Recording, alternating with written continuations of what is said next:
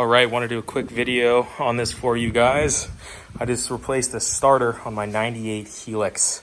Did not see a video on this before on YouTube. I just kind of, wung it. So wanted to show you guys.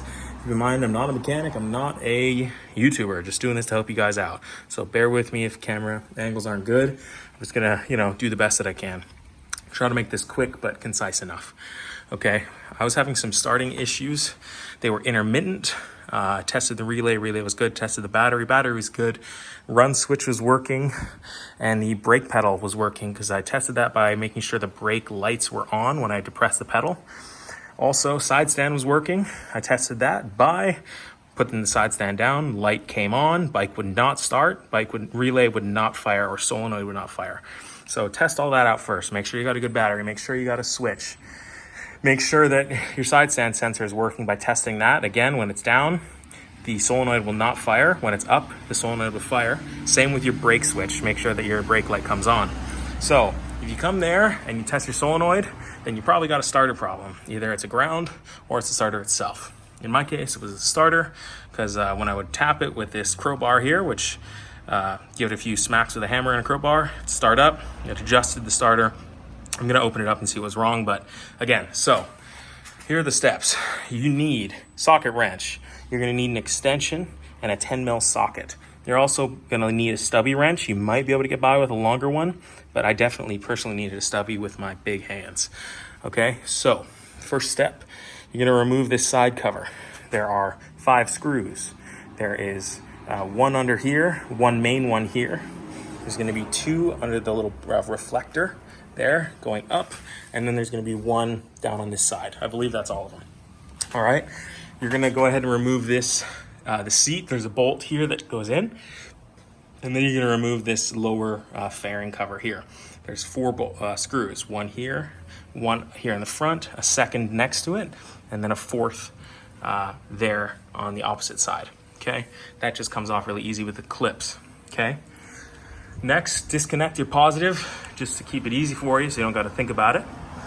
And then you're going to remove the air box that goes from the carb, or it's the tunnel, the airway that goes from the carb down to the air box here. Okay, just a clamp screw there and a clamp screw there. So you do have enough room, just barely, to get this out. The only information I could find on this was from a forum from 2009. And the gentleman said that you had to disconnect the rear shocks in order to move the motor enough to get to the starter. And before I did that, I wanted to make sure and try it out myself. Thankfully, you do not, okay? So that would make it a lot more work. So this is one of the main reasons I'm showing you guys, so you can just know what you gotta do from the beginning, okay? All right, I'll stop yapping. So this is the new starter, I already did it. What you're gonna do, let me try and zoom in here. All right, so you see that bolt there? There's a ground connected, 10 mil socket with an extension. Just come in through the top and loosen that. Take off that ground, and then you're gonna remove that bolt right there, which is on top of it. Okay, that'll come out. You're then gonna have some free play in the starter.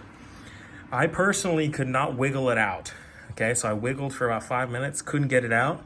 So what I did is I took a decent sized crowbar, came through on this side, brought it through, and then lightly wiggled it out with a little bit of pressure and just popped it. Okay, so do so lightly because you don't want to fuck up the internals of your engine. Okay, so once that's done, you're gonna remove the nut here on the top. You slide that boot off. There'll be a little nut with a wire, that's your positive. Disconnect your positive, and then you're gonna fit your starter out through this little hole. Okay, this is my old one. That was the original. What you're gonna wanna do is apply a little bit of motor oil or lithium grease to this O-ring, okay? Move that around, that's gonna help the seal. It's also gonna help it slide in, okay? So once you get your new starter, you precariously put it through this hole, kind of put it through, and then you're gonna wanna attach the positive. This boot, you're gonna wanna attach that before you put the starter in, okay? I made that mistake. Absolute bitch to get that thing tight. I did do it, but pain in the butt. So get that positive terminal on, and then you're just gonna position it into the slot there, kind of slightly rotating the spline.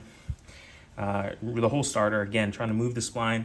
You'll feel it click in ever so slightly. It'll move maybe 1/8 of an inch. That's how you know you're in your right way. You're in the right position, and then just slowly move it in.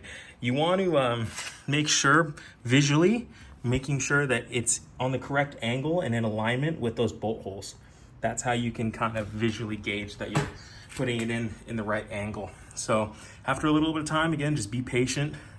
Slowly, you're gonna slide that starter in, and you're golden, pony boy. So first step, again, reverse order. You're gonna have to do that top bolt because that ground wire is blocking it. So top bolt goes in first, then make sure your ground is secured there, and then put your bottom bolt in. Once that's good, hook up your positive, give her a little start, and she'll be golden.